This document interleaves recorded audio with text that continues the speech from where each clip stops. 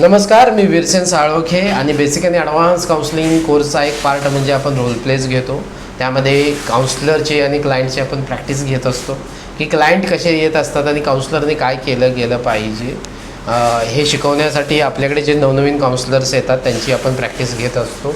Sir नमस्कार, आपलं नाव थोडंसं सांगा. नमस्कार, माझं नाव संदीप सावंत आहे आणि मी होम रिवाइज एज्युकेशनमध्ये मार्केटिंग एक्झिक्युटिव्हमधून काम करतो आहे. Yes, thank you. आणि आजचा आपला विषय पाहूया आणि त्याच्यावरती काउन्सिलिंग कसं केलं जातं ते पाहूया. ओके, सो नमस्कार सर. नमस्कार सर. हां, तुम्ही फोन केला होतात की अपॉइंटमेंट हवी आहे म्हणून. हां सर, मला फेसबुकमध्ये सर्च करताना मनसंवादचा नंबर मिळाला. त्यामध्ये काउन्सिलिंगचा तुम्ही मदत करता काउन्सिलिंगच्या माध्यमातून, तर म्हणून मी तुम्हाला संपर्क केलेला. Yes yes yes. मग तुम्ही सांगू शकता का काय त्रास होत आहे तुम्हाला, काय समस्या येत आहे? गेली 10 वर्ष मी होम रिवाइज एज्युकेशनमध्ये काम करतो आहे ॲज अ मार्केटिंग एक्झिक्युटिव्ह म्हणून. पण तिथे काम करताना मला असं जाणवतं की मी माझ्या लेवलने खूप बेस्ट करतो आहे, माझं टॅलेंट तिथे वापरतो आहे. आणि त्यावेळी असं होतं आहे की माझे जे कलिग्ज आहेत त्यांना कदाचित काही गोष्टी माहिती नसतात, पण ज्यावेळी मी त्यांना सजेस्ट करतो की असं असं आहे, असं असं करूया, मग त्यावेळी त्यांचं उत्तर येतं हां हे मला माहिती होतं. आधी त्यांचं काहीच नसतं असं. आणि मग काय होतं, परफॉर्मन्स वाईज ते पुढे जात आहेत. आणि आज मी अजूनही त्याच पोस्टला जर एक 3-4 वर्ष प्रमोशन झालं माझं, 3-4 वर्ष मी आज त्याच ठिकाणी स्टक झालो आहे. मग कुठेतरी असं वाटतं की मी माझं नेचर हेल्पफुल आहे, लोकांना मी मदत करतो, पण मग त्यावेळी मी केलेली मदत ही ते किती लाईटली घेतात आणि त्यातून ते पुढे जातात.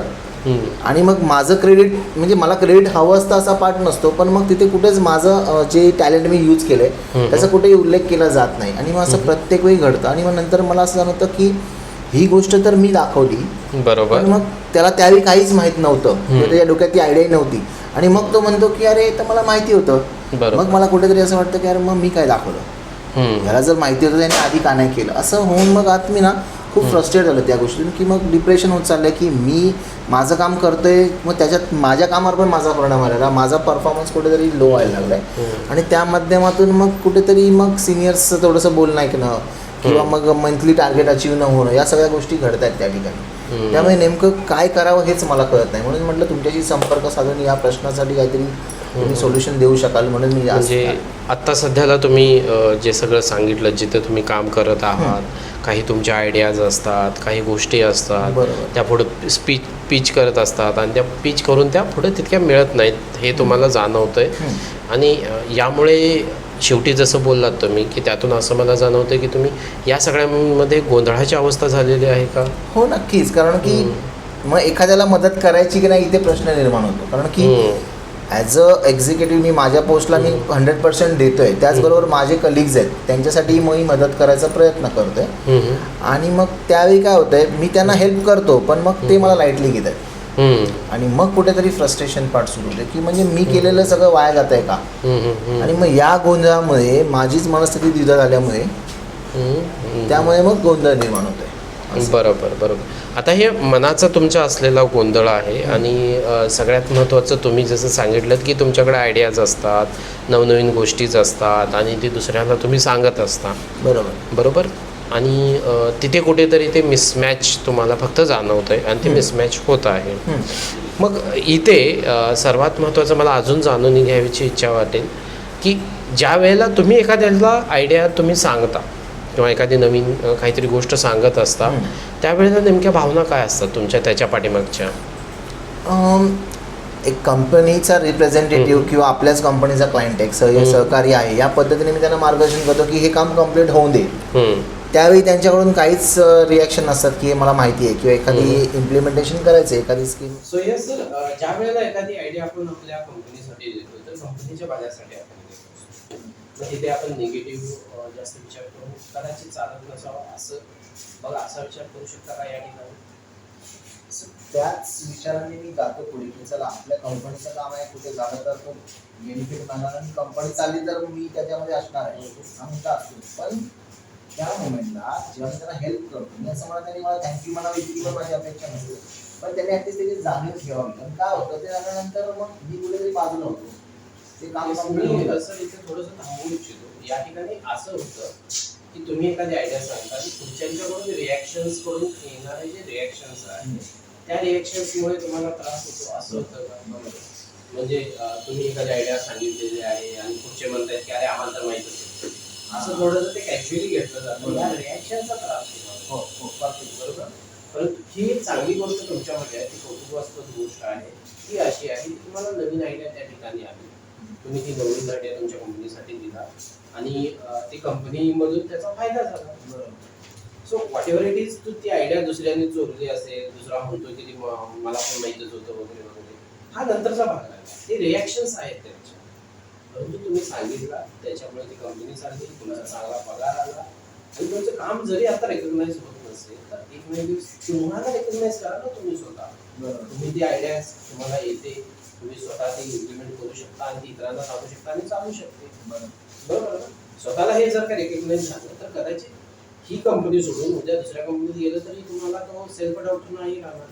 तुमच्या कामाविषयी तुम्हाला कॉन्फिडन्स राहील, तुम्हाला एक आत्मविश्वास येईल, तुम्हाला प्रत्येक गोष्ट त्या ठिकाणी मिळायला सोपं जाईल. बरोबर.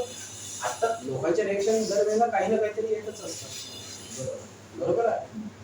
तर भारतानं कशावरती पाणी सोडलं? चंद्रावरती पाणी सोडलं. बाकीचे सगळे जण म्हणतेच ना अरे होतच पहिल्यापासून, परंतु शोधलं आता कोणाकडे जवळ आहे ती जास्त महत्वाचं असतं.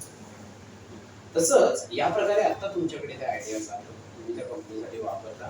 बाकीचे रिॲक्शन्स काय देतात ते ऐकून आपल्याला काही घ्यायचं नाही. एक ना एक दिवस तुमचा रिझल्ट तुमच्याजवळ नक्की येईल. तुमचं ते रेकग्नायझेशन आहे ते चांगलं मिळत असतं.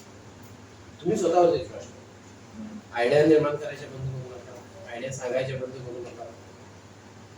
मग तुम्हाला ते रिलीफ वाटेल, चांगलं वाटेल, मस्त वाटेल. आणि आता जो गोंधळ होतोय तुमच्या मनाचा वर्तमान काळामध्ये की अरे मी एवढं सगळं करतोय मला काय मिळत नाही, मग ही निराशा आहे त्या सगळ्या विचारांच्या मध्ये. ही निराशा आता येऊन का होती?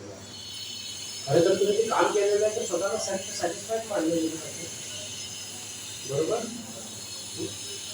बघा आता कसं वाटतंय, आता बरं वाटतंय, ठीक वाटतंय. थोडासा तो मुद्दा असा क्लिअर नाही झाला की काय होतं सर मला. आता तुम्ही मला की आपण बघितले भारताने चंद्रावर पाणी शकतो, पण त्याचं क्रेडिट मला भेटलं भारताला, रशियाला. भले त्याच्यातून समजा दुसऱ्या देशाची जरी गेली असतील अंतराळात तरी गेली. माझं म्हणणं तेच आहे की मला क्रेडिट पण नको किंवा काय नको, पण काय होतं ज्या सहकार्याला मी मदत करतो त्यांनी त्याची थोडीशी झाली आणि काय होतं ते काम झाल्यानंतर आहे ना तो पूर्ण क्रेडिट घेतो, सगळं करतो, पूर्ण पुढे जातो, तो प्रोजेक्ट कम्प्लीट होतो. पण कुठेही त्याला असं वाटत नाही, म्हणजे तो नंतर त्याच्या वागण्यातही बदल येतो की ह्याने मला काय सांगितलं, काहीच नाही मला सांगितलं, माझं मला माहिती होतं, त्याला काही माहिती नव्हतं पण तरी पण तो म्हणतो की मला सगळं माहिती होतं. सगळ्यात महत्वाची गोष्ट आहे की ही जी गोष्ट आहे की तुम्ही सहकार्याला सांगता. बरोबर. आणि सहकार्य तुमचा काय करतो की त्या ठिकाणी पुढे जातो. ही गोष्ट इथं पुट इव्हन सेल्फ फर्स्ट ठेवलं गेलं पाहिजे, तुम्ही स्वतःला पहिलं ठेवलं गेलं पाहिजे. आणि तुम्ही त्या सहकार्याने तसं जर काही करत असेल तर कदाचित तुम्ही बॉस जवळच डायरेक्ट ही गोष्ट सांगू शकता. तुम्ही आता काय करताय की तुमच्या जवळच्या सहकार्याला सांगता आणि सहकारी तुम्ही पुढे जाताय तुमच्याच आयडियाज. त्याच्यापेक्षा तुमच्या आलेल्या आयडियाज आहेत ते योग्य ठिकाणी जाणं गरजेचं आहे आणि रिकग्नायझेशन तुमच्या बॉस कडून मिळणार, बॉस जवळ जाणं गरजेचं आहे. सो कधी कधी स्वतः पण कंट्रोल ठेवावा लागतो, कारण आपले सहकारी आपले चांगले मित्र असतात आणि सहज बसल्या बसल्या आपण त्यांच्यासमोर एखादं मोठं भाषण देतो, काहीतरी सांगतो आणि ती आयडिया आपल्याकडून ते घेतात. त्यांचंही चुकीचं नाही, त्यांना आयडिया कुठून ना कुठून तरी हव्या असतात ते आपण देतो त्यांना आणि आपल्याला कुठेतरी त्यांच्याशी बोलल्यानंतर सॅटिस्फाईड वाटल्यामुळे ते घेत असतात. बरोबर. म्हणजे त्यांनाही चुकीचं ठरवू नका, फक्त स्वतःला पहिल्यांदा ठेवायचा एक चांगला प्रयत्न करा. तुमच्या ज्या आयडियाज असतील, ज्या गोष्टी असतील त्या तुम्हाला कुठे पहिला ठेवायचे त्या पहिल्या बॉसच्या जवळ ठेवायला शिका स्वतःला, मग तुम्हाला तुमचं रेकग्नायझेशन कुठे व्यक्त व्हायचं त्याच्यावर मला समजलं गेलं. बरोबर. आता बरं वाटतंय. तुमच्याशी बोलून या विषयावरती बरंच एक समाधान भेटलं की कुठेतरी सोल्युशन की नेमकं काय केलं पाहिजे याबद्दल. खूप छान. येस येस, थँक्यू सर, खूप छान तुम्ही रोल प्ले केलेला. Thank you audience. आणि तुम्ही लाईक करायला विसरू नका. आपलं काही कमेंट असेल तर नक्की खाली टाका आणि आम्हालाही कळवा की आमचे रोल प्लेस कसे करतात. धन्यवाद.